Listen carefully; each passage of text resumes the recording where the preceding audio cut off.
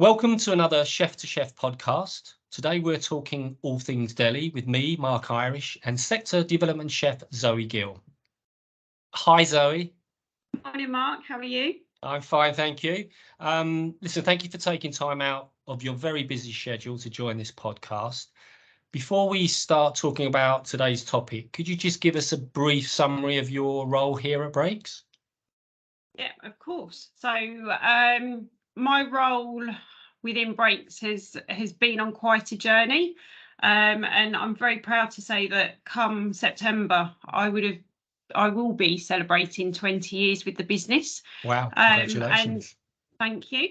So I think that the journey and the understanding of our business, like I say, is come a long way, and particularly the category that we'll talk about today, from where the style of eating, vertical dining, grazing trends have come forward, very much so. But going back to the role, I very much lead on the sector within education of primary and secondary schools, which is a really exciting sector, as this is where we empower our children with the knowledge of food to help them make those life-changing decisions about how they eat and how they make their choices within their school setting. I also support within care. So again, another really important sector where we can really make a huge difference to residents within a care setting. And then alongside that, I've got a vast portfolio within coffee shops, gyms, fitness centres, and so much of the food within those around the food to go sector.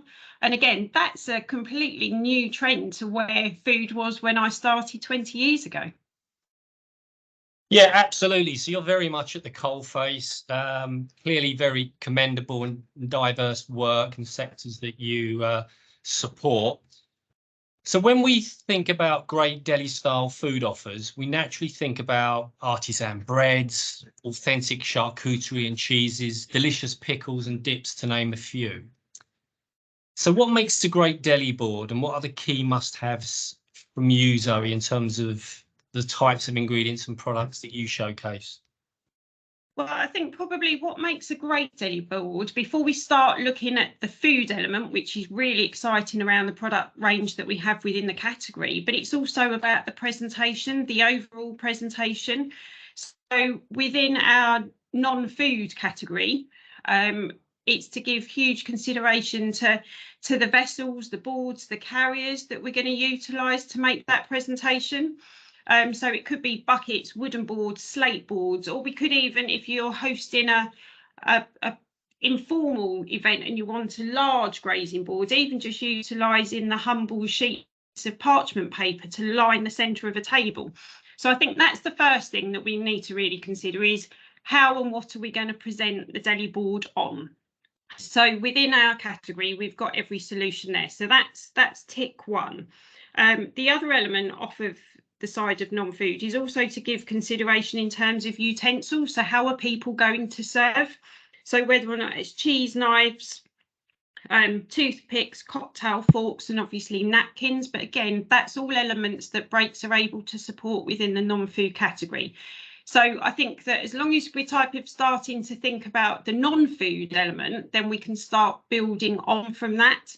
So I think there's other elements that you need to consider in terms of the products itself. So mixture of vegetables within the deli category, we've got some amazing products. Some of my top favourites are the char-grilled vegetables in oil, the Borantine onions, which are, you open one of those and you just keep going back to eat some more. The stuffed pepper juice in cream cheese, you've got that contrast of colour and texture with the softness of the cream cheese. Pickled vegetables are absolutely on trend. So we've got the bread and butter pickles, we've got pickled fennel, then there's the beetroot piccalilli. So just those few snapshots of product lend a huge contrast of texture and taste and colour. Fruits, again, in terms of pickled, we've got our amazing pickled watermelon that complements any style of deli board. Fresh fruits, so figs, grapes, berries, tomatoes, and particularly anything around tomatoes and grapes to add that wow factor. Leave them on the stalks and leave the tomatoes on the vine. So again, it's about that impact and that impression. Nuts add element of texture, so walnuts, pecans, pistachios, crackers and breads and pita bread. So if we've got a selection of dips, we want robust products. So there'd be nothing worse than dipping into a beetroot tzatziki to find that you've broken off the most feeble of crackers. So it's making sure that you've got a good selection of crackers and breads and pittas, like I say. The dips, we've got a beautiful array of dips in the category. So from Moroccan hummus, Italian hummus, guacamole, the beetroot tzatziki that I've already spoken about. They just add lots of level of different textures and colours. And of course, then we start going into the cheeses and the meats. So we need a selection of soft cheeses, hard cheeses, continental, riper cheeses, blue cheeses. The list type of goes on, and very similar with the cured meats, from salamis and parma hams and chorizos. It just is endless, but it's building up those layers within the board. Yeah. Listen, all very valid points, particularly around equipment. I mean, it's important you think about, what that blank canvas is going to be, whether it's a board, whether it's crockery, whether it's a slate. And you can be quite creative in that area, as you mentioned. And again, looking at the food element, it is about getting that contrast in terms of colours, in terms of textures, in terms of flavours, which you perfectly covered there. So my next question, you may have answered this already, but just in case you haven't, what are your favourite deli style ingredients from Breaks and why? So maybe just a couple or three, if you just pick them out. And again, it could have been some of the ones you just mentioned, but if you just want to give us a bit of a rationale of why you like them so much. Okay, I think the hummus, that has got to be the absolute tick box within the category that we've got. There's so many different flavour profiles. So we've got the standard hummus. We've got the Moroccan, which has got an explosion of Moroccan spices and sultanas in there to really give you a slight twist in terms of that classic traditional texture of the hummus. The Italian hummus, and I think what's great around products like this is that their application just doesn't stop with forming part of a deli board or serving with pita. These are great additions to wraps and sandwiches, even burgers. So if you were to take a burger and add, or a halloumi and mushroom burger and add some hummus to it, a falafel poke bowl to add some hummus into that, stirring hummus through pastas and gnocchis, or even spreading over as a base for hot flat breads and pizzas. So I think that as a chef team, we always like to look at products outside of what their initial purpose is there for, to be able to support our customers as to how you can take one product and quite literally 101 different uses. So this is, sorry Zoe, so this is very much that multi-application focus, I guess, around products and ingredients, because we know how important that is for our customers, for chefs, in terms of managing their stock holding. So if one product can do several things across your menu, you're less likely to have waste, but also it drives a bit more profit. So I think that's what you're saying, particularly when you talk about hummus. It has such a lot of multi-applications across a menu, so I kind of get that. Absolutely. And then I think probably one of the other top favourites is around our ready-to-use salads. So when you start looking at the salads, I think probably initially people always assume that they're going to be a cold option and as a complement to, but they work incredibly well as part of a wrap, sandwich option, salad bowls, or even again the deli board. So two standout products for me is the lentil and vegetable salad and the couscous and vegetable. So lentil, with all of these ingredients, they're very much on trend. They're heat stable, so you can take the lentil and vegetable salad, for instance, and warm that through just gently in a pan and serve that with some pan roasted fish. So whether or not it's a piece of salmon or sea bream or even a pan fried chicken supreme. So again, it's around looking at some of these products that we sell and offering our customers the solution as to how else they can utilise them. And to your point a moment ago, it's about minimalising food wastage. So not only from a sustainable environmental impact, but obviously for our customers, it's around looking after the pennies. Yeah, no, it makes perfect sense. So moving on to customers, and certainly the customers that you work with, what do they look for, or what do they ask you for when they're building a deli food offer? So what's the kind of briefs that come into you, whether that's sort of food to go or dining? I think very much it is around solutions. So we're very aware within our industry at the moment that there is limitations and restrictions around skill set. So through COVID and lockdown, many of our chefs within the industry have found alternative employment.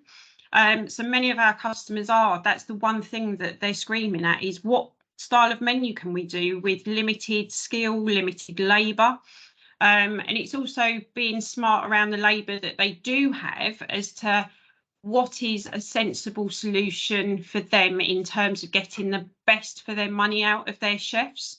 So when you look at, as an example of our compound salads, our ready to serve salads, if you've got a chef in the kitchen with limited skill, how do you use their time wisely? So when we've got solutions like the ready to use salads, that's a real tick for our customers. And I think that our customers are always wanting to know from us about insights and trends. What's the consumer looking for? So that very much links into new products and how we work with our category teams around what style of new product we're bringing through.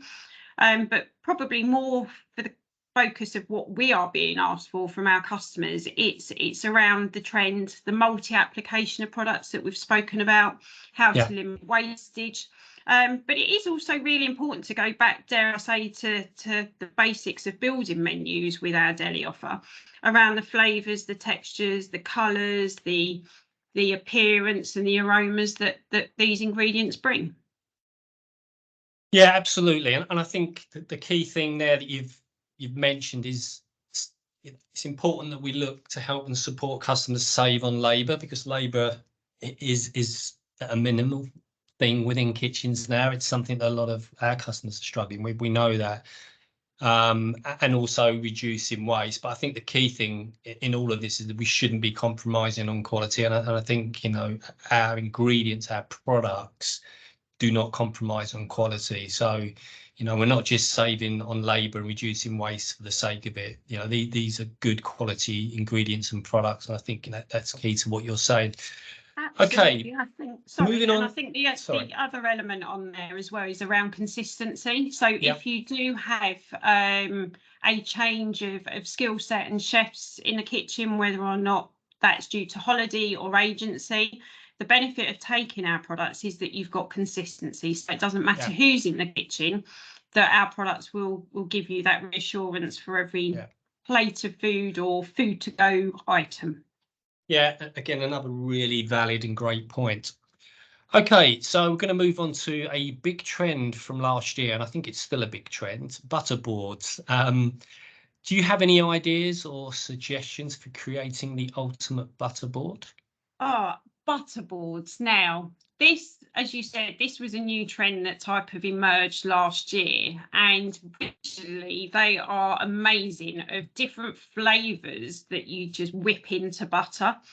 I think the downside to this is obviously the cost implication of butter. We are all, as consumers, very much aware of the cost of ingredients and how particularly butter has seen such a sharp rise. So I did do a piece of work for one of my customers, which is a holiday park group. They have 65 sites, and we were looking at meze boards and deli boards. And again, taking these pieces into factor in terms of the skill set, the labour that they have, the churn of staff that a customer like this within that sector will have. But how can we deliver something that is very different and really stands out and gives that wow factor as that's served through the restaurant? So taking all that into account, and that we still want to be trendy, we want something different on the menu. I simply swapped that butter for hummus. So I know I've already spoken about hummus, but we've got a selection of the hummus and the dips within the category that you can then smear onto the boards and to make pretty. Or if our customers want to be a little bit more creative, take the standard hummus and blend in some beetroot to really give you that sharp pink, or even just blending in some garden peas and some mint for a robust visual green vibe to the board. So there is alternatives to the butterboard that is more cost effective for our customers. And like we've said already, in the fact that our products are ready to use, we've got the consistency, we're minimalising the wastage, we're multi-apping. So particularly for the group that I was looking at, we're utilising the hummus on the hummus stroke butterboard, but we're using the hummus as part of salad bowls, we're using it in burgers. So that just goes to show in terms of how you can multi-app an ingredient like that. And then, of course, we've got all of the extra additions in terms of our garnish to be able to really bring this to life. So when you start looking at our pickled sweetens, our red onions, our pickled fennel, our micro herbs, and even our edible flowers, just garnishing boards like that with ingredients just really brings it visually and exciting for the consumer. Yeah, I love that approach of swapping out the butter for the hummus, based on creating something that still looks and tastes amazing, but actually is far more cost effective. So a really, really great idea there. So we're going to move on to sandwiches now.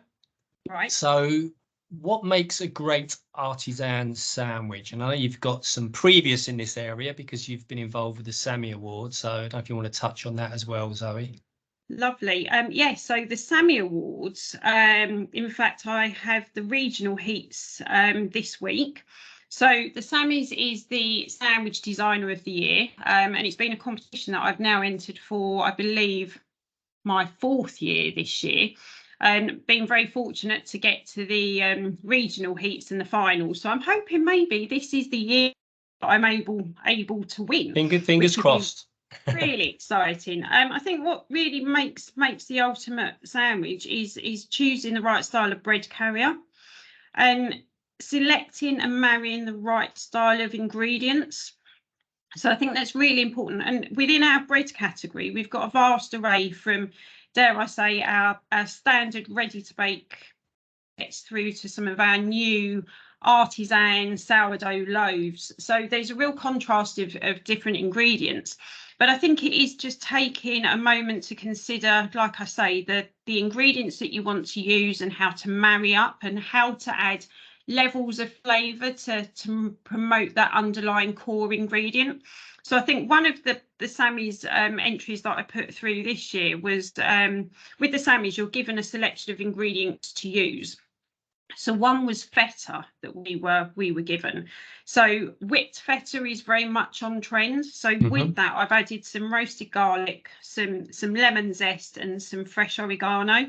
And then within a sourdough baguette that I use, I've then added some honey roasted butternut squash and some fresh sage. So it's about how to take core ingredients, add levels of different flavour, and to marry everything together. Yeah, again, all makes perfect sense. Listen, the very best of luck with the Sammys. Let's hope you go a step further this year. Okay, so name your top 3 bread products for delivering a great sandwich and why you've chosen those 3. Right, so like I say, our bread range is vast, so to choose just 3 is quite a challenge. So I think the first is our ciabatta roll. This just absolutely makes suitable for a great sandwich carrier. But also, as we've said already, it's about multiple application of product. So you can slice the ciabatta to accompany the deli board.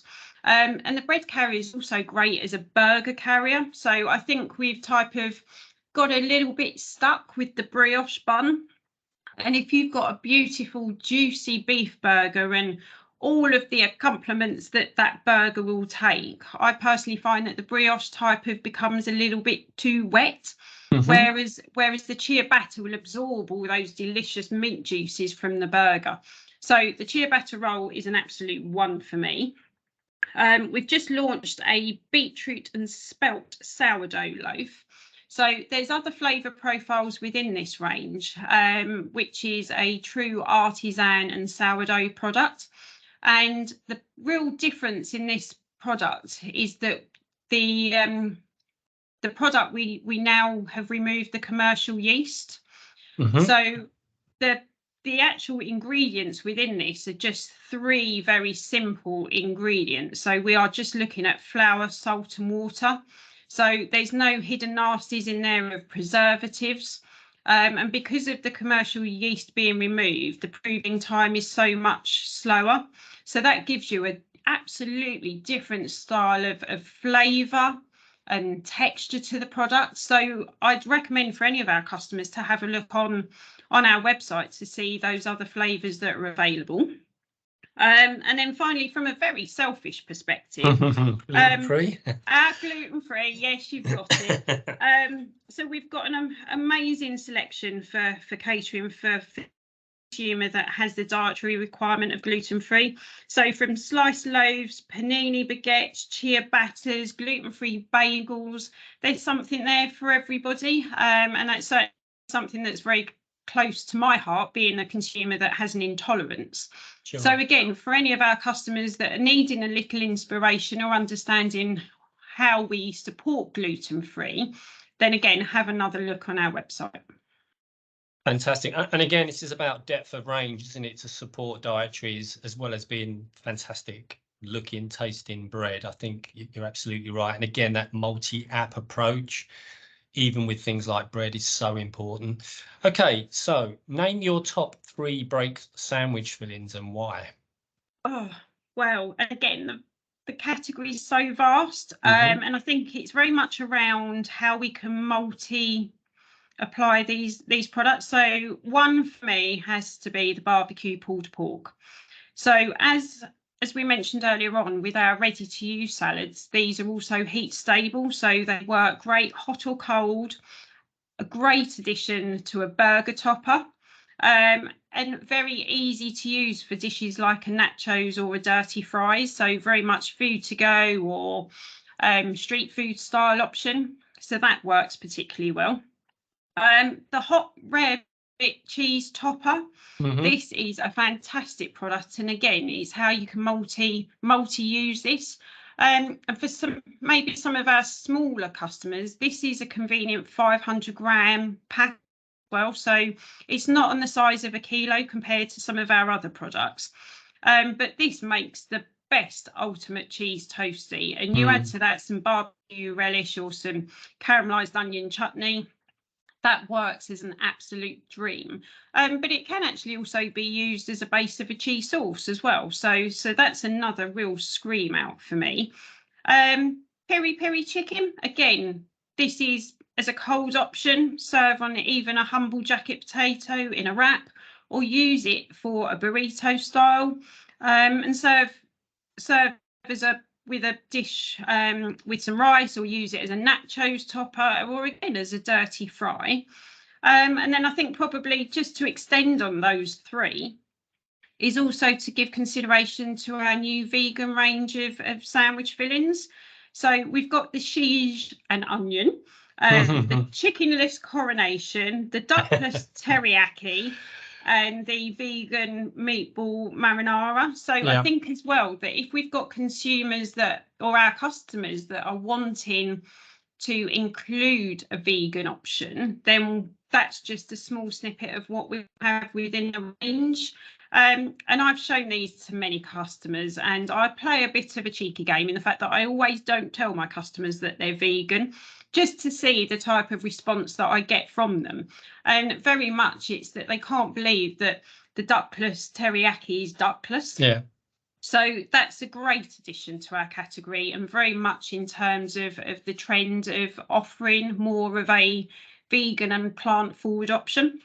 Yeah, I love that approach. You know, it's a great product. And by the way, it's suitable for vegans. I mean, that's the key here, isn't it? So I really love that approach again.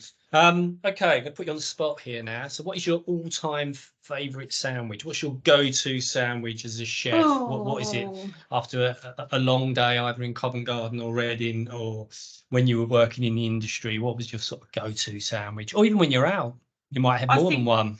I don't I know. think probably right. There's two. When you are type of working in our food innovation centres around the country, and it's type of the end of the day, and you're thinking, I've presented all this food yet I've not eaten. Dare I say, a humble piece of cheese on toast has Yeah, absolutely got to hit the every spot. time.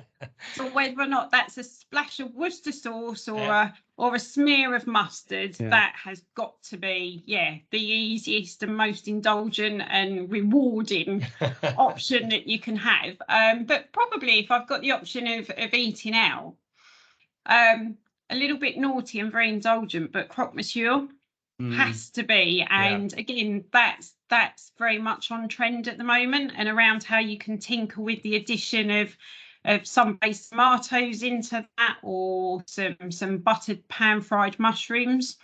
So yeah, I think cheese on toast and a croque monsieur. That's an awful lot of cheese that I seem to be consuming. Listen, it works every time, and I love the fact you're talking about elevating what is quite a humble sandwich, you know, like a croque monsieur. It's about elevation, it's about theatre. It's what consumers want more and more now. So yeah, I'm with you on that 100%. Okay, finally, do you have any other hints, tips, suggestions for delivering either a great deli board, butter board, or artisan sandwich? I think probably it's the fact of being mindful, as we spoke in the very beginning, about how to deliver some of these items. So the deli board. So I think that we need to look outside the box in terms of presentation of boards, slates, buckets, pots. So I think that that's a real important in terms of presentation. Our customers, or the end consumer, sorry, will eat with their eyes. So it's not only around the fantastic quality of the products included, but it's how it's presented. So that would be one absolute hint. Keep everything interesting. So if it's from a sandwich or a deli board or a food to go salad bowl, I think that keep everything interesting with different flavors, textures, aromas, and don't be scared to mix things up. Consider food trends. Do a little bit of research, utilize the information that we have on our website, because that's really important to understand the direction of what the consumers are looking for. And then I think probably it's just really being mindful of what you have in the kitchen in terms of labour, the capability. Food waste, as we've already mentioned, it's not only from a sustainability piece, but it's also to help watch those pennies and pounds. And then to multi-app ingredients. So as we've said, what you can use hummus for, just think about how you can utilise that. And again, refer back to our website. We've got some amazing ideas and recipe inspiration on there for you to consider as to how you get the most out of that 1 kilo tub of hummus. Yeah, thank you. That's a brilliant summary. And I know when we spoke briefly before we were recording the podcast, you spoke about seasonality and seasonal ingredients, but also where possible to buy British. I think it's something that we've potentially lost over the years when everything's been available from around the world at any point, at any time. So I know that's something that's quite, Absolutely. And I think that we've all been victim of being able to buy strawberries at whatever time of year that we want, and peppers and tomatoes. And I think that within any menu build, people just need to realign as to the sensible way of purchasing ingredients. And we just need to go back to, dare I say, the older days and eat more seasonally, and absolutely British, support our growers and our producers. Without them, we'd be in a little bit of a pickle and having to rely on importing more food from around the world. And obviously that has further environmental impact as well. So yes, seasonal and British. Brilliant. Well, listen, thank you, Zoe, for your excellent insight, suggestions and recommendations for all things Deli. That Thank you, Mark. concludes today's podcast. We hope you found it of interest. Goodbye, and thanks for listening.